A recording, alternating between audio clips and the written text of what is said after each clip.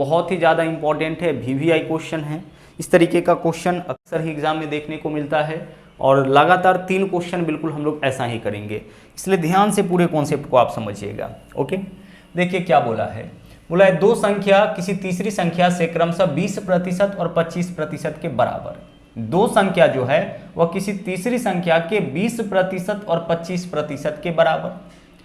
अब हमें क्या बताना है इसके बेसिस पर, तो हमें बताना है कि पहली संख्या दूसरी संख्या के कितने प्रतिशत के बराबर है। यहाँ 3 संख्याओं में संबंध दे रखा है, बट तीनों में से कोई भी संख्या हमें पता नहीं है। देखिए हम लोग क्या करेंगे, तीनों संख्या हम लोग यहाँ पे एज्यूम करेंगे, मानेंगे। पहला संख्या, दूसरा संख्या और तीसरा संख्या। अच्छा, तीनों संख्या का जो संबंध दे रखा है ना, वह तीसरे संख्या से दे रखा है, तो तीसरा संख्या यहाँ पे हम मान लेंगे 100, कि माना कि तीसरा संख्या बराबर कितना 100 ना, माने हैं इसलिए से लिख दिए हैं। मैथमेटिक्स में से का मतलब मानना होता है, ठीक है। तो तीसरा संख्या हमने कितना माना, 100 माना। अब आगे देखिए, तीसरा संख्या ही 100 क्यों माने हैं, क्योंकि 2 संख्या एक तीसरी संख्या से बोला है, तो जिस संख्या से बोलेगा हम उसको मान लेंगे पहले।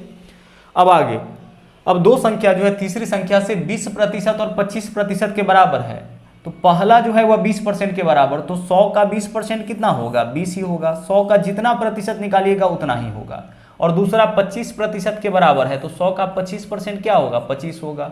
100 एक ऐसा संख्या है जिसका जितना प्रतिशत निकालिएगा उतना ही होगा। 100 का 1% 1 होगा, 100 का 2% 2 होगा, 100 का 10% 10 होगा, ठीक है।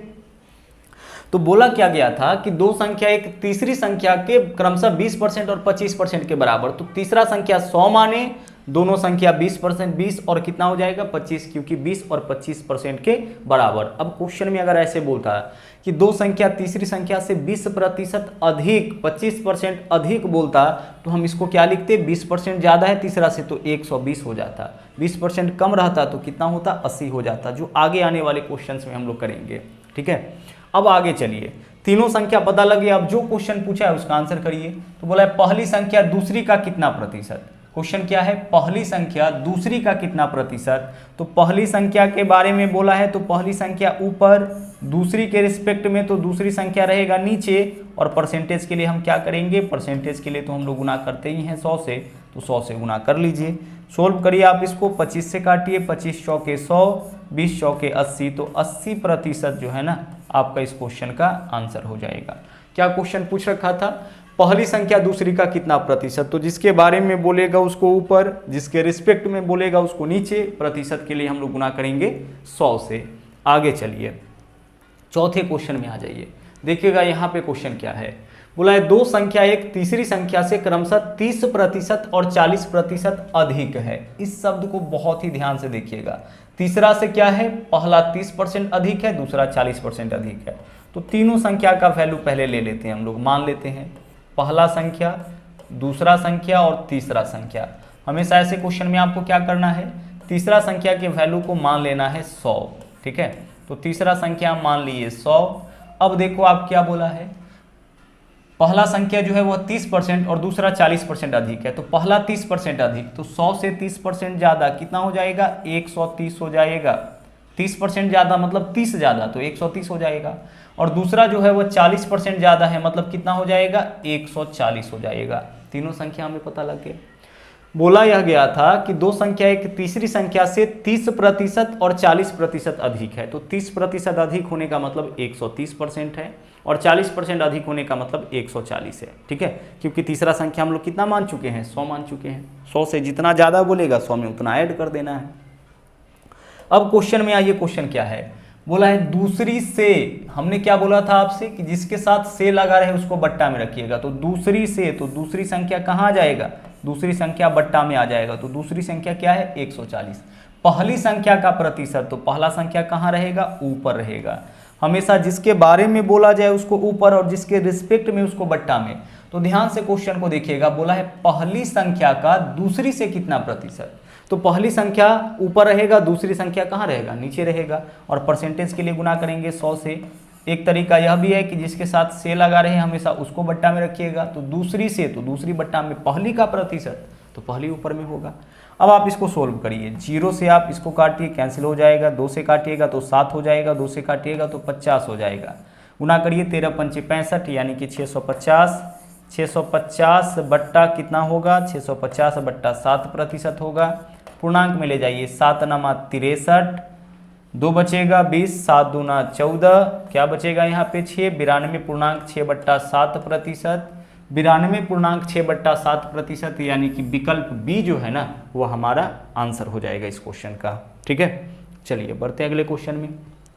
अगला देखिए नंबर 5, बोला है दो संख्या एक तीसरी संख्या से 30% और 37% कम है। इस बार क्या बोला है, 30% और 37% कम है। देखिए पहला संख्या, दूसरा संख्या और तीसरा संख्या। हमें पता है ऐसे क्वेश्चन में हम लोग तीसरे संख्या का वैल्यू क्या ले लेते हैं, तीसरे संख्या का वैल्यू हम लोग ले लेते हैं 100, क्योंकि तीसरा के साथ ही पहला और दूसरा का संबंध दे रखा है, तो तीसरा 100 ले लिए। अब देखिए पहला संख्या 30% और दूसरा 37 कम है, तो 100 से 30% कम यानी कितना 70, और दूसरा 37 कम, तो 100 - 37 कितना हो जाएगा 63 हो जाएगा। ठीक है, अधिक वाला में क्या करना है, प्लस कर देना है, और कम वाले में क्या करना है, माइनस करना है। तीसरा संख्या 100 ले लिए, पहला संख्या 30% कम, तो 100 से 30% कम यानी 100 से 30 कम कितना 70। दूसरा जो है 37 कम, तो 100 से 37 कम यानी दूसरा कितना हो जाएगा 63। बस तीनों संख्या निकल गया। अब देखिए क्वेश्चन क्या पूछा है, क्वेश्चन है दूसरी संख्या पहली संख्या से कितना प्रतिशत कम है। तो देखिए दूसरी संख्या पहली से कम कितना है, 7 कम है। ठीक है, कितना प्रतिशत कम है, तो पहले हम क्या देखेंगे कि दूसरी संख्या पहली से कम कितना है, तो 7 कम है। किससे, पहली से, तो बट्टा में कौन आएगा, पहली संख्या आएगा। और प्रतिशत के लिए क्या करेंगे, गुना करेंगे 100 से। जिसके बारे में बोला जाए हमेशा उसको ऊपर, जिसके रिस्पेक्ट में उसको बट्टा में, प्रतिशत के लिए गुना करेंगे 100 से। 0 से 0 कैंसिल, 7 से 7 कैंसिल। आंसर हमारा क्या हो जाएगा, आंसर हमारा इस क्वेश्चन का हो जाएगा 10%। क्वेश्चन क्या पूछा था इस बार, पूछा था दूसरी संख्या पहली से कितना प्रतिशत कम। तो दूसरी संख्या देख लीजिए, पहली से कितना कम है, 7 कम। कितना प्रतिशत कम है, तो 7 कम है 70 से, प्रतिशत के लिए गुना करेंगे 100 से। ठीक है, चलिए बढ़ते हैं आगे। अब अगला देख लीजिए, नंबर 6 देख लीजिए, बहुत ही ज़्यादा इंपॉर्टेंट यह भी क्वेश्चन है, बहुत ही ज़्यादा इस तरह का कई क्वेश्चन हम लोग करेंगे। यहाँ देखिए क्या बोला है, बोला है ए की आय बी की आय से 20% अधिक। ए की जो आय है ना वह बी की आय से 20% अधिक। तो ना हमें ए का आय पता है ना बी का आय पता है, तो हम इस केस में बी का आय मान लेते हैं 100। जब वैल्यू ना पता हो तभी आपको मानना है। तो बी का वैल्यू हम क्या ले लिए, 100 ले लिए। तो अब आप बताइए कि ए का वैल्यू क्या हो जाएगा, 120 हो जाएगा। होगा, क्वेश्चन क्या है, ए की आय बी से 20% अधिक। तो बी का आय 100 ले लिए, तो ए का आय कितना 120 हो जाएगा। आगे बढ़िए, बोला है तो बी की आय ए की आय से कितना कम। अब हमें क्या बताना है कि बी का जो आय है वह ए के आय से कितना कम है। तो बी की आय को देखिए, तो ए की आय से कम कितना है, 20 कम है। बी की आय ए से कितना कम है, 20 कम है। और किससे कम है, ए की आय से ना, तो बट्टा में क्या आएगा, ए की आय। देख लीजिए क्या पूछा है, बी की आय ए की आय से, जिसके साथ से लगा रहे उसको बट्टा में, ए की आय से, तो ए की आय बट्टा में, परसेंटेज के लिए कितना करें, कितना से गुना करेंगे, 100 से गुना करेंगे। आंसर हमारा आ जाएगा, इसको सोल्व कर लीजिए। देखिए 20 छके 120, 2 से काटेंगे 3 हो जाएगा, 2 से काटेंगे 50, 50/3 यानी 16.2/3। तो 16.2/3% यही हमारा आंसर हो जाएगा। किसी विकल्प में नहीं दिया है, यहाँ पे कर लीजिए आप, 16.2/3% यही क्या होगा, हमारा आंसर हो जाएगा। लेकिन ध्यान से समझिएगा कि कैसे हमें इस तरह के क्वेश्चन को डायरेक्ट सोल्व करना है। ओके, क्योंकि जनरल एग्जाम में देखा जाता है, बोला क्या गया है कि ए की आय बी की आय से 20% अधिक। ए का जो आय है वह बी से 20% ज़्यादा है ना। ए जो है वह 20% ज़्यादा है, तो इसका मतलब है कि बी ए से कम होगा। तो यही हमें बताना है कि बी की आय ए की आय से कितना कम है। दोनों चीज़ आपको मिलेगा, अधिक भी और कम भी, दोनों शब्द आपको मिलेगा। करना क्या है समझिएगा, इस वैल्यू के साथ देखिए, जिसके साथ प्रतिशत लगा हुआ है उसके साथ देखिए कि क्या लिखा है, अधिक की कम। अधिक लिखा है तो जो डाटा यहाँ पे दिया गया है उसको ऊपर लिखिए, तो 20 ऊपर लिखिए। और अधिक, इसके साथ अधिक लगा रहे तो इस वैल्यू को 100 में जोड़कर नीचे लिखिए, तो बट्टा में क्या हो जाएगा 120। क्या करना है, जो डाटा का न्यूमेरिकल वैल्यू है उसको ऊपर लिखिए। और अगर अधिक बोले तो 100 में जोड़कर नीचे लिखिए, और अगर कम बोले तो 100 में से घटा के नीचे लिखिए। डायरेक्ट क्वेश्चन को सोल्व हम लोग करेंगे।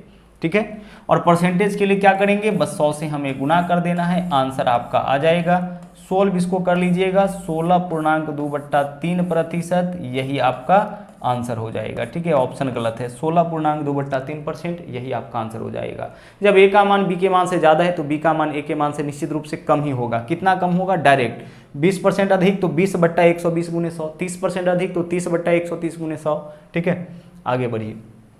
अगला क्वेश्चन सी मेथड से बनाइए। क्या बोला है? x का मान y के मान से 25% कम है। इस न्यूमेरिकल के साथ क्या लगा हुआ है? कम। तो क्या लिखेंगे? 25 ऊपर लिखेंगे। जो डाटा का न्यूमेरिकल वैल्यू है वह तो ऊपर रहेगा। और कम बोला है तो इसको 100 में से घटा लीजिए। तो 100 में से 25 घटाएंगे, कितना हो जाएगा? 75 हो जाएगा।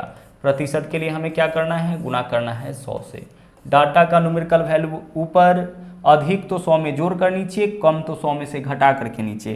तो 25 तो ऊपर रहेगा, 100 - 25 यानी 75 नीचे। प्रतिशत के लिए गुना करेंगे 100 से। 25 या 75, 100/3, 100/3 यानी कि 33.1/3%। यही आपका इस क्वेश्चन का आंसर हो जाएगा। यानी विकल्प ए जो है ना, वह आपका इस क्वेश्चन का आंसर हो जाएगा।